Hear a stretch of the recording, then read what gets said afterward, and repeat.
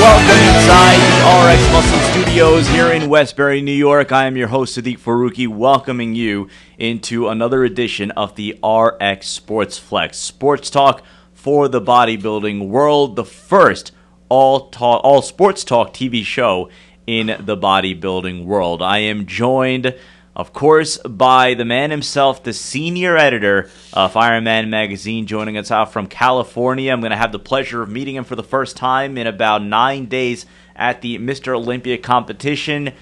Lonnie Teper, ladies and gentlemen. Lonnie, how you doing tonight? What's going on, guys? Much. Lonnie wearing his Nike hat, not the Teper University jersey. What happened to that? Yeah, I'm getting my USC jersey pretty soon. My Trojans had a big win at Stanford. Sure. So I'm excited. All right, and speaking of Mr. Olympia, we are pleased to be joined for the second time on this show. He's going to be competing at the Mr. Olympia competition. One of the favorites, Jason Poston. Jason, how you doing tonight? I'm doing fantastic. What's up, Sports Flex? Lonnie, good to be back on with you again, man.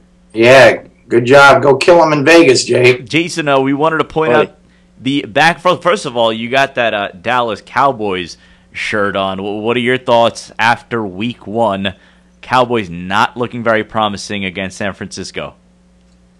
No, the Cowboys aren't looking promising, but if an honest sports evaluation, we lost the game ourselves. I think the Cowboys played so horribly. I didn't think the 49ers played that well. I thought our defense actually looked okay.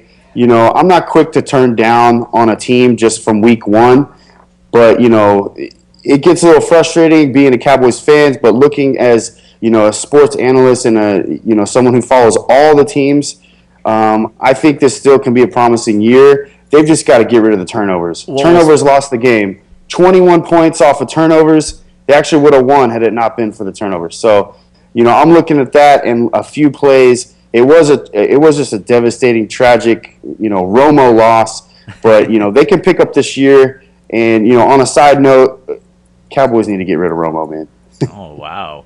Well, this coming from a team that Jerry Jones, for those that don't know the story, on draft night, Jerry Jones had Johnny Manziel scribbled on a draft card, the draft card that you then hand to the NFL official who gives it to the commissioner. He goes up to the podium and says, Dallas Cowboys select the player. So his son, Jerry Jones' son, actually physically ripped that card out of his hand so that they wouldn't pick him, and now you see what's happening over there. But Jason, speaking of promising, you are going to be competing at the Olympia in just a few days now. How are you feeling? What is it now, 9 days out of the competition? Yeah, tomorrow will be 9 days out. I'm doing my cardio this time around, something I've never done before. I feel great. It's a little different. I've never been over 200 pounds this late going into a competition, but it's all about just bringing the same package that I brought all year. I've got the most wins going in to the Olympia this year. I've won the 3 biggest shows that were on the IFBB calendar for men's physique. So, confidence is definitely a plus. But, all these guys look so good. It's about that day and that moment. And, I look forward to representing, my division. And then after that, getting into some awesome football, regardless if the Cowboys are doing well or not. I'm a big, USC fan as well. Congrats to, Lonnie over there. I know he's a big USC fan. That was an outstanding game. But, as far as Olympia goes, I'm really looking forward to next week. It's a huge sports venue. You guys check it out. It's going to be on NBC airing in October. Of course, it's going to be airing on NBC Sports Network. First time in about, I believe, 25 years. So it's certainly a big thing for the bodybuilding world. But speaking of some big wins, Jason, you pointed this out to us before we went on air. You have a plaque in the background for one of your biggest wins this season. Why don't you tell us a little bit about that? Yeah, right there. I'm building my office here. I just moved in a few months ago. I was in the middle of moving during 3 shows in a row. I mean, for those of you that follow bodybuilding, doing 2 shows in a row is hard, but I did 3 shows in a row: Pittsburgh, Dallas, Europa, then New York, and the 3rd show being just completely worn out in the biggest city in United States, one of the biggest in the world. I happened to land and win the championship trophy there. Coming all the way from Texas, beat the hometown favorite, the New York guy, Sadiq, my FMG teammate. But it was a win that really pumped me up and just gave me the confidence to try to be the new champion for this division. And but yeah, I got to hang up my favorite trophy right now, which is a New York Pro, and hopefully add a Olympia trophy. We'll see. I mean, it's going to come down to it. But this was last year's. That's a 5th place trophy, and beautiful trophy. I am hungry. Literally, I'm very hungry right now. But I'm hungry to take that 1st place spot. We'll see what happens in a week. All right. Well, good luck to you in 10 days now. We move over now to college football. Both of you, as you said, both USC fans. USC coming away with a 13-10 win over Stanford on opening weekend. First thing we're going to talk about, guys, is the college playoff format this year, the first year where they're experimenting with a playoff format for college football. Now, the controversy before used to be, all right, you had Team 1, you had Team 2, then what about Teams 3, 4, 5, and 6, who all felt as if they were deserving of a college national championship bid? Now the question is this: does this system necessarily fix that problem? Lonnie, we're going to start with you. You have your prohibitive favorites, including Florida State, including Oregon, but then you're going to start to get down the chain a little bit. Your Michigan State, your Wisconsins. Does this new playoff format solve the problem or add some more confusion to college football? Well, first of all, take out Michigan State. I just lost a bunch of money. I took them plus 12.5 points against Oregon, so they're out. Yeah, I don't see this resolving anything. I'm for a playoff system. It's too hard to pick, 4 teams. There's when you look at the top 25, you can move 8 or 10 or 12 of those teams around in different slots. So, from my viewpoint, I got to wait and see. But at this point, I just don't think it's going to bring any new resolution to this thing. Jason, you look at some of the top teams: Florida State, Alabama, Oregon, Oklahoma. Again, you're going to start to have some teams between that 5, 6, 7, 8, 9, 10 range that are going to be interchangeable. How much more confusion does this add to the overall complex picture in about 3 months when you start to get into those BCS bowl bids? I don't think it adds any confusion. I think this is great for college football. Everyone's asked for a playoff system. Everyone's been confused as far as the BCS series. That's a one and done. Once you're picked, or the strength of schedule, and they weigh everything that goes into who's going to be in the national championship game. I think this is absolutely great. I'm excited, and I know a lot of people are excited to see 4 teams battle it out to figure out who the national champion is going to be. I think one thing that we need to do is, you wait until the end of the season. I mean, none of us really know right now. Everyone knows preseason predictions can sometimes be a joke. A lot of times they're straight on, though. And, in the Final Four, I predict Oklahoma will be there, Alabama, USC, and Oregon. I mean, USC, right now, okay. you know, that's where we look. Yeah, I mean, to be honest, I don't know if USC and Oregon play each other, but I imagine, you know, if they do, one of them is obviously going to win. I expect to be a very good game. I expect Oregon to definitely win that game, but still USC hanging in tight. In fact, no, they don't play Oregon, so I expect USC to win out as well. So no love for Notre Dame, despite that dominant win over Michigan. Lonnie, we go back over to you. You look at Notre Dame and what they did to Michigan, and you see what Michigan really didn't do this opening week, and the University of Texas. So both powerful programs really laying an egg on opening week. What does that say about two very powerful traditional programs? I lost more money because I took Texas. And a lot of money this weekend. Oh, they sucked, man. It was unbelievable.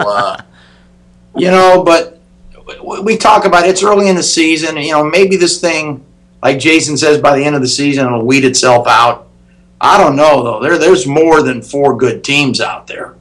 And there's still going to be, you know, like you said, 5, 6, 7. Who's going to say who's the top 4 team? I'm not really sure how they're going to decide that.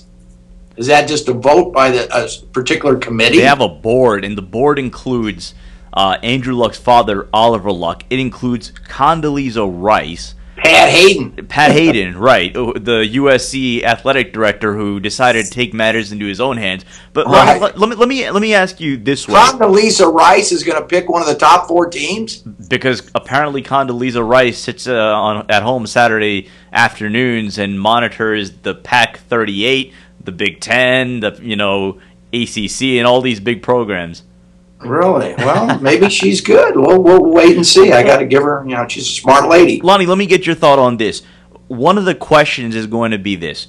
Michigan State, for instance, they got blown away in the second half against Oregon. They have a fairly easy rest of the way. They really don't play anyone. So let's just say Michigan State is a one-loss team. But let's say Alabama, Oklahoma come away 2 losses, maybe even 3 losses. What should the criteria be for those top 4 spots? Well, you got to look at the strength of schedule. Now, I can't see Alabama losing 3 games, but hypothetically, if they did, who are those losses to? Was it a last-second field goal? Was it a fumble going into the end zone where they were going to win the game and they lost it? There's so many factors involved. What I saw from Michigan State, if you're taking 4 teams, I don't think you can afford a loss like Michigan State had. Oregon scored 3 touchdowns in 5 minutes. Just ran through them like it was the varsity was playing a junior high school team. So when you got that much competition, is there any room for error at all? I don't think so.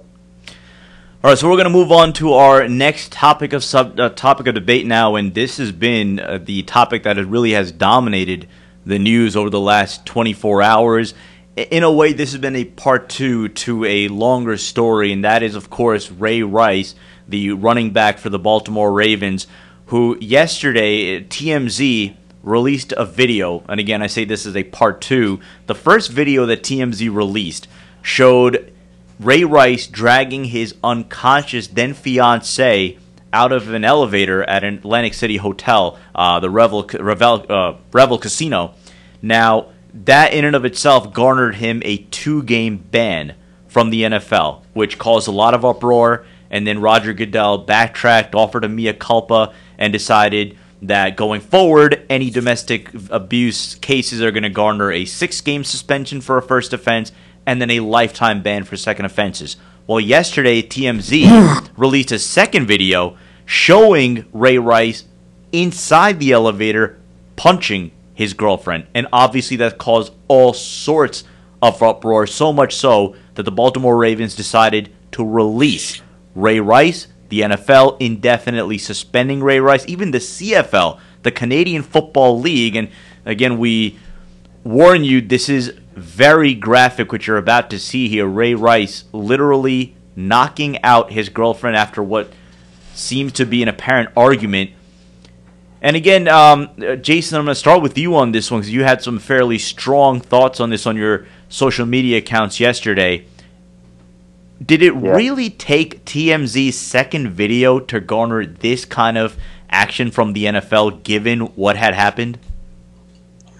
Yes, and I think that's absolutely wrong. And before we get carried away, first of all, there is absolutely no reason a man should ever touch a woman. In protecting himself from a weapon or something, that's different. But first of all, this is, he deserves jail time, not just to be suspended for the season for however long. I want to see a more harsh criminal punishment. But what we saw and how this aired was absolutely ludicrous. First of all, you've got people making money like TMZ off of an abusive video that no one needs to see. We can see this in the papers. We can see this on headlines. People can read about it. You don't need to see, a victim like this being punished. It's intolerable. Just like war crimes, there is certain stuff that people need to know about. But when you got a case of people making money about it, I just feel bad for, his fiance or his now wife in this circumstance. Also this is something that I feel, should be held and handled discreetly with the NFL. This doesn't need to be, so public where you've got, an online website, purchasing this from whatever it was, a hotel, casino, or whatever it was, an elevator. That is an absolute joke. So now you've got the backlash, and I'm going to say in reverse, I think there's justice needs to be served, but now you've got, they're going to come down on him even harder because they're going to have public, public influence from all around, people that really it's none of their business, what is going on here. They're going to be influencing the correct decision to where people need to be sitting in a room, such as, judges, lawyers, criminal defense attorneys. And then also after that, that's when the NFL needs to sit down and talk about this, behind closed quarters. But, I just think it's a joke sometimes how people will make money off of, the next best headline. And here we are talking about it right now. But, I think the guy needs to be criminally punished first. And then after the public media hype and everything dies down, then Roger Goodell, Mr. Punisher, who's come in for the NFL, I think he needs to evaluate this later on in the season. Lonnie, we're going to turn to you. How do you think the NFL handled this, given that they had an initial video where they see Ray Rice clearly dragging his unconscious then fiance out the elevator? My question to you is, what does the NFL think happened in that elevator that only would garner a 2-game suspension before the backlash of the second video? So how do you think the NFL handled this? I don't know. I mean, it's easy after the fact to say they should have done this or they should have done that. I mean, the fact is we didn't know exactly what went on. We knew probably what went on, but we didn't know exactly. I mean, you're dragging somebody out of the elevator. But, to see, first of all, people pay for these videos every day in every station around the world. This is not anything unusual. And a lot of people, I was listening to Sports Talk today on ESPN, Max Kellerman, saying thank goodness for TMZ, so we could see how horrific this whole thing really was. It's reality. Not all news is good news. We see worse things than that every day in the news. So, I mean, it did happen. It's unfortunate that it happened. I agree with Jason. The guy, he should definitely do some jail time, I don't know, a year or two.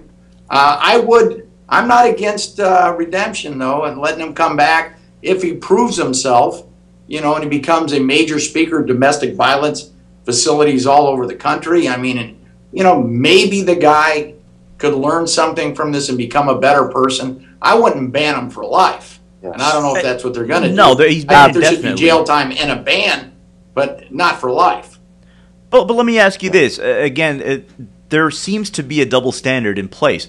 Robert Mathis of the Indianapolis Colts was banned for 4 games this season, and the report is, or at least his defense, which has been backed up by a lot of medical personnel, is that he tested positive for a drug, but the drug that he was taking was a fertility drug. And the story goes that him and his wife were trying to have a baby. Now, that was that.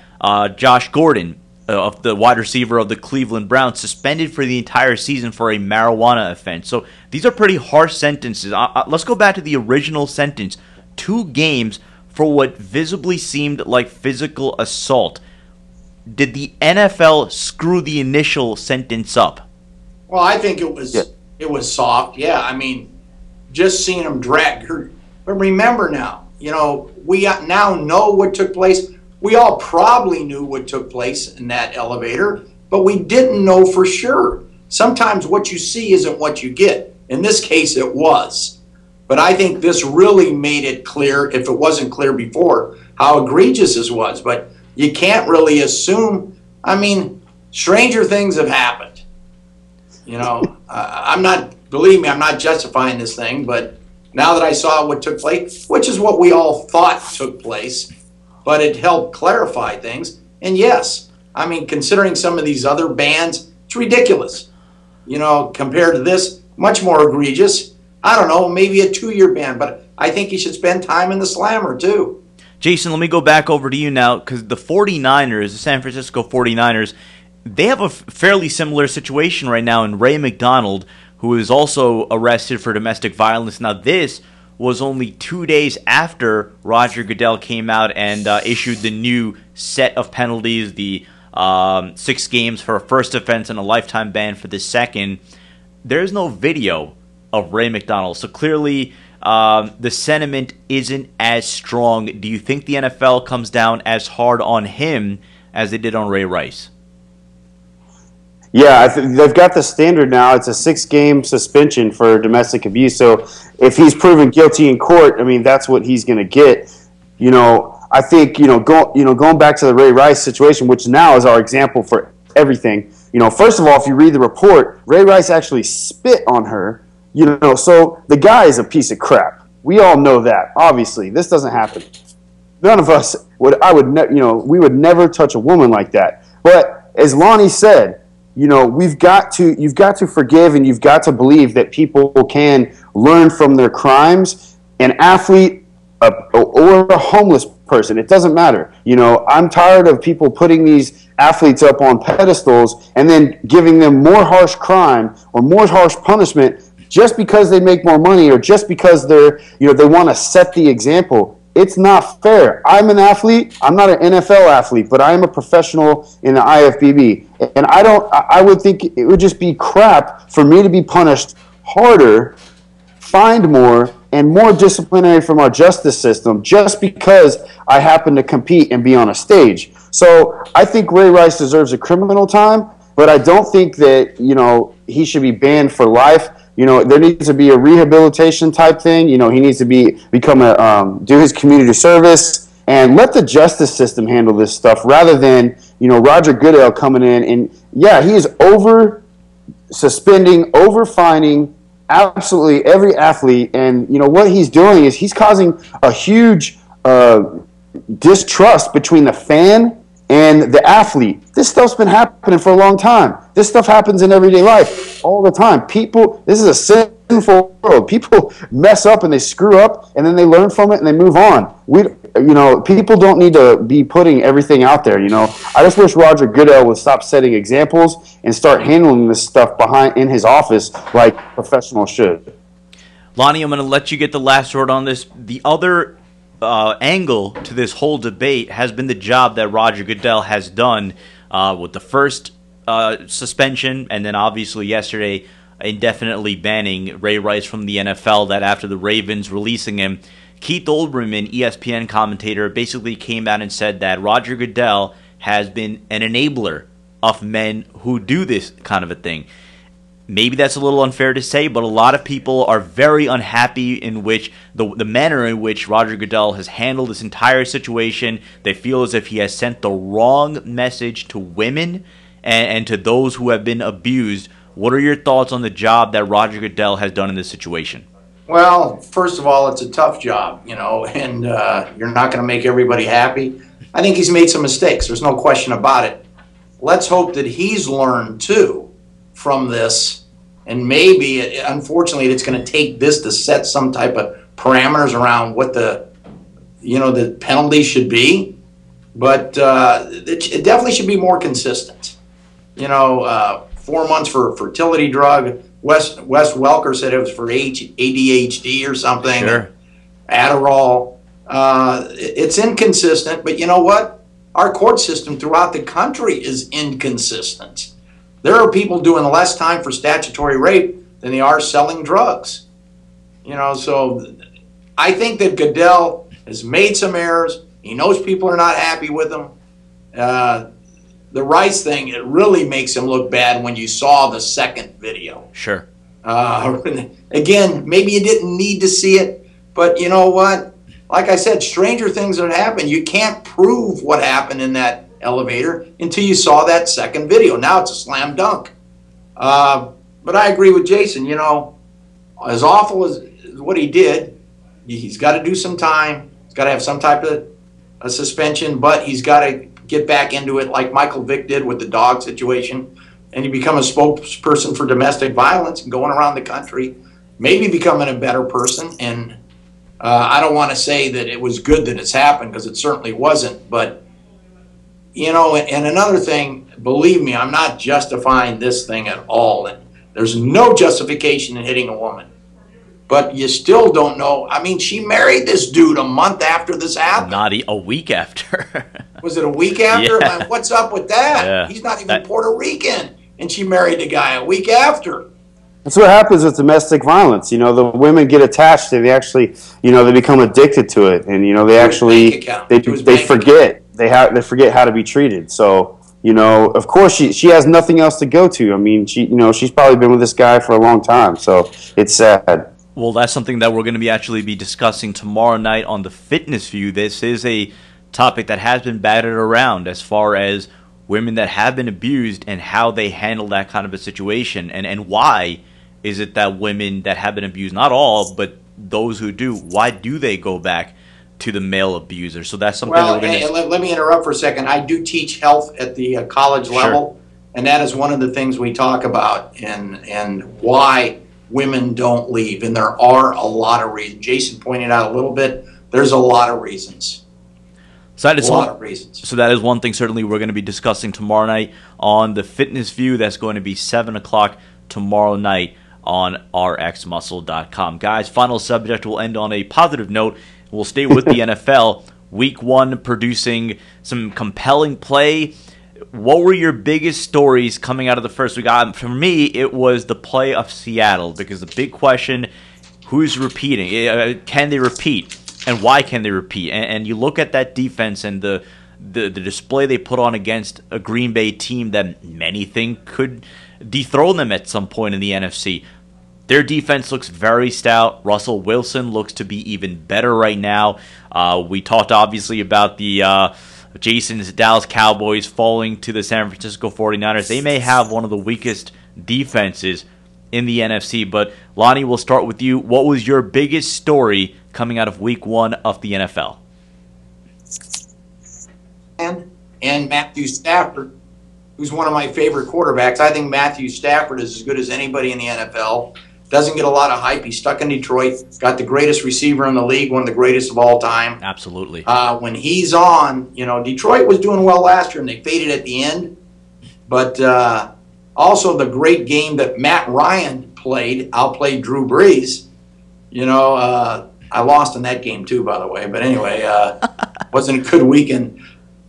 You know, you can't go by one game. Okay, everybody's excited. Seattle wins the Super Bowl. Seattle dominates in Game 1. I'm going to go on record right now after 1 week saying Seattle will not repeat as a Super Bowl champion. Who's beating them in the NFC? Who am I going to take in the NFC? Let's play that game. If they're not going to the Super Bowl, who is representing the NFC in the Super Bowl? I didn't say they're not going to the Super Bowl. I said they won't win the Super Bowl again. Okay. But you're predicting them to win the NFC. I'm a 49er honk. If my man Colin Kaepernick can get consistent, the guy's 6'4", 6'5", can run like a deer. He's got a great arm. He's inconsistent. You know, if he's got the tools. I keep waiting. This is my last year. If he doesn't do it this year, I'm giving up on the guy. But talent-wise, I think the 49ers, of course, they lost some key people. You talked about one of them earlier. But I think talent-wise, they're as good as anybody in football. Jason, I don't know if you saw Monday Night Football last night, but the Detroit Lions really outclassed my New York Giants. And the way they did it, Matt Stafford looked like he really took another step forward as a quarterback. Calvin Johnson looked absolutely unstoppable. The running game, helped by the new offensive coordinator who came over from the New Orleans Saints, they looked like the Saints last night. So what are your thoughts on the Lions as a potential dark horse in the NFC behind Seattle and San Francisco, and your thoughts on Week 1 of the NFL? I think the Lions will make the playoffs second behind Green Bay. Green Bay played an amazing quarterback, an amazing coach, the best fan support, the number one team in the NFC, the Seattle Seahawks. And I've said before this and all year, I think Seattle's going to repeat just because they've got a master at the helm. They've got the best, best quarterback, maybe not the most talented arm, but as far as mentally prepared and mature and young, I mean, Russell Wilson is an absolute, he's going to go down in the Hall of Fame. So I think Detroit has got a good Wilson team. Hall of Fame. Did I just hear that? Oh, yeah, absolutely. It's low carbs, man. Whoa. The Olympia's 9 days away. This is all low carbs. What is this, his third year?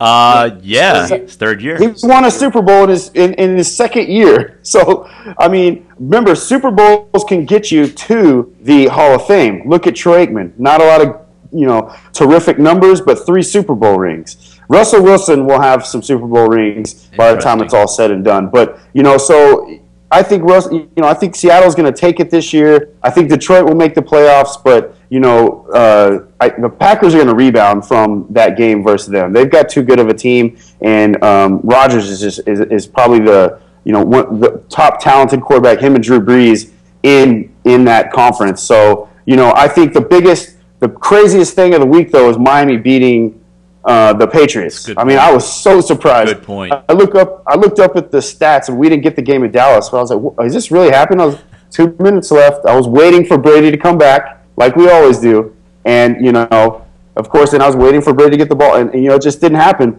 I mean, Tannehill who is the quarterback? Ryan Tannehill in his third year now. Yeah, I mean, A&M guy, Texas A&M guy, Sure. but. I can't believe they beat the Patriots. That was the upset of the week. I was really surprised with Buffalo as well. And, I think going in, the biggest topic of the week is, probably just the consistency of Peyton Manning. Don't everyone forget, everyone gave up on him. And I just think that's amazing how the guy can have a spinal injury like that. We get all these new topics.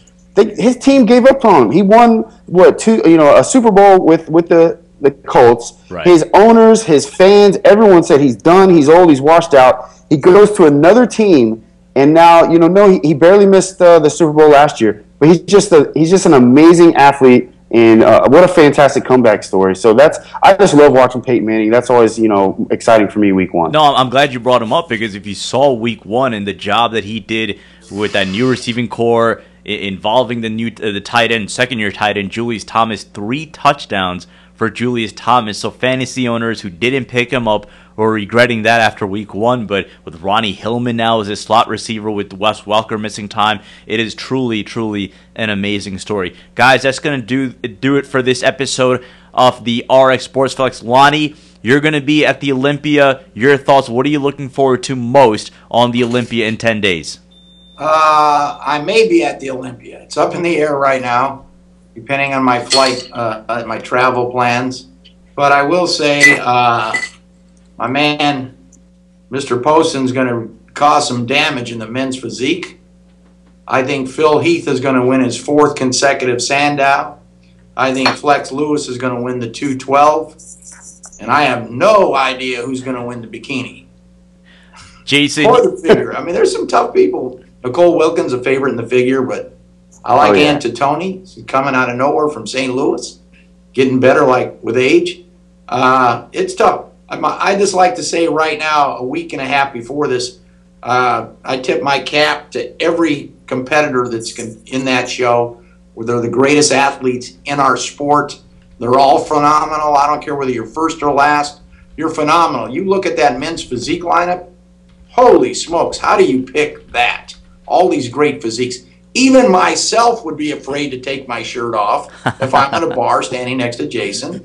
I'm noted for my one ab. but I wouldn't take the guy on. You know, I mean, phenomenal athletes, all of them. I wish them all the best of luck, and you're all champions. Well, Jason, you're hearing it from really one of the most respected voices in the industry in Lonnie Teper. You are now 10 days away from the Olympia. Obviously, you've had a very successful 2014, 2013, and your brand as a competitor has really grown. What are your thoughts, obviously now running low on carbs, running low on rest, 10 days out from the Olympia? Mind over matter. Ain't nothing to it but do it. You know, you own the food, it doesn't own you. If you're going to be an athlete, no matter the sport, especially in bodybuilding where you've got to manipulate your body to look presentable on stage, then, you know, there's no whining. You got to, you know, I might have a different route than others being type 1 diabetic, but I'm ready and I'm fired up. And this is when I get emotional and I really get, you know, I get hungry for competition. I just wish we could go out there and maybe, you know, box or at least race or do something sometimes, but I take it out on stage and I take it out in the gym. So right now, I mean, it's crunch time, but thank you, Lonnie, for the shout out for me going into Olympia. You know, that means a lot to me. And, you know, I got... Are you at your best? Jason, are you at your best ever? Yes, sir. I'm at the best I've ever been. You were been. awful good this year, boy. I tell you, you're awful you, good, sir. And you knocked off Sadiq, and you know what? Mark Anthony, you better beware. Yeah, I think a lot of people have sharpened him. I think, yeah, you know, it took someone to, you know, nip at his heels to let him know that, you know what, you got to come with the best package yet, and that's what he's going to have to do to keep his title at Olympia. But I'll come with my best package yet as well. I've never had this much rest going into a show. I've never been over 200 pounds. You know, I'm not at the point where I'm too big, but, you know, my waist is smaller than ever. You know, keeping carbs low all summer and just staying in shape. A lot of guys' waist is growing. You know, I think my waist is actually, you know, getting smaller in size. You know, I've started using a Cardillo belt. You know, shout out to those guys for sending me those. And my waist is getting smaller going into the show because, you know, I'm not doing as much of the athletic compound, heavy deadlift, heavy squat. You know, I do it still, but, you know, I've changed from a sports training, almost like a CrossFit, now to bodybuilding. And my body, I feel like, is really just a molding into this, you know, the classic bodybuilding, you know, Frank Zane type body, which is a dream of mine. So I got, you know, last year's trophy right here, you know, tastes like 5th place to me. So I'm ready, you know, I'm ready to taste something a little bit better. But, you know, I enjoy the journey, and no matter what, I know, you know, my friends and family and fans, I think they got a whole bunch of sugar treats waiting for me after the Olympia. So I'm ready to eat, man. Well, Jason, another big project you've been working on, a project that you're very proud of, is that of gym etiquette. Tell us about the plans that you have going into the Olympia. Yeah, you know, just being in this industry, you get approached and you get contacted by so many, you know, different opportunities, especially when you're doing a great job. And, you know, such as you guys, you know, I really enjoy, you know, being on the show with you. And, you know, so I started gym etiquette because I was in with a clothing line that, you know, they didn't pay any of their athletes. I mean, they'd ship you out, you know, tank tops and sweatpants and stuff like that. But, you know, they really were just taking advantage of a lot of the athletes, you know, and not helping you live your fitness lifestyle. They're just filling up your closet. A lot of you, that's great, but, you know, we got to pay bills. I mean, we got to feed our families. So, you know, I came out with gym etiquette. It's you know, more of a lifestyle clothing line. This is our new snapback hat. You know, I've got the camo, the white, and the black, and we got a booth at Olympia. You know, I think Dexter Jackson, you know, Mr. Olympia, I think he's got a booth. I think, you know, I don't think Phil Heath owns the company. I think it's ran by some people, but as far as I know, I'm one of the only athletes that actually has a booth, you know, and those booths at Olympia are really expensive. So, you know, I'm putting my heart into this gym etiquette line, and at the end of the day, I just want to reward people that crush it in the gym and that look amazing, and I want to help them look good outside the gym in some really fly clothes. So, you know, you guys know I'm all about style too. So, you know, watch out for gym etiquette. You know, we got the website. You know, I think it's on one of these side walls right here. So, you know, I'm excited to launch Gym Etiquette Olympia. Jason, real quick, a message for your fans 10 days out of the Olympia.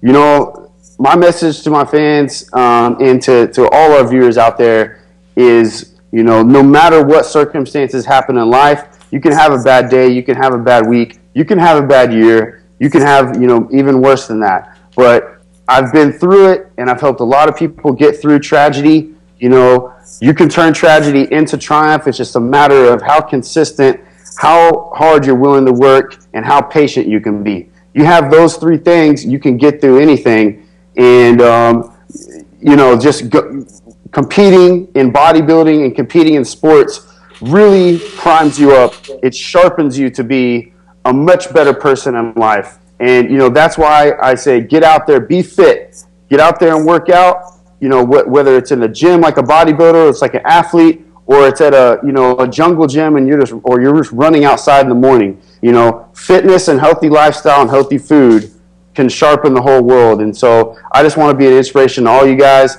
And I can't explain how much my fans push me every single day. The emails and messages, you don't know.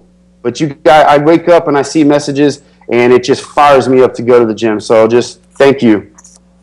All right, so Jason Poston and Lonnie Teper on the show tonight. Good luck to Jason and Lonnie. We certainly hope to see you at the Olympia in 10 days. That's going to do it for the RX Sports Flex. A reminder, tomorrow night we are back with the Fitness View, the ladies of RxMuscle.com, tackling some of the latest topics in the women's fitness industry and, of course, their thoughts on the Ray Rice situation. And then on Thursday night, we're going to have the Iron Debate, and a reminder that we're going to have Iron Debate live at the Olympia, in addition to a lot of live programming, so you're going to want to check that out. Keep it locked to RxMuscle.com, and a reminder, keep following us on Facebook and Twitter. I'm Sadiq Faruqi. Have a good night.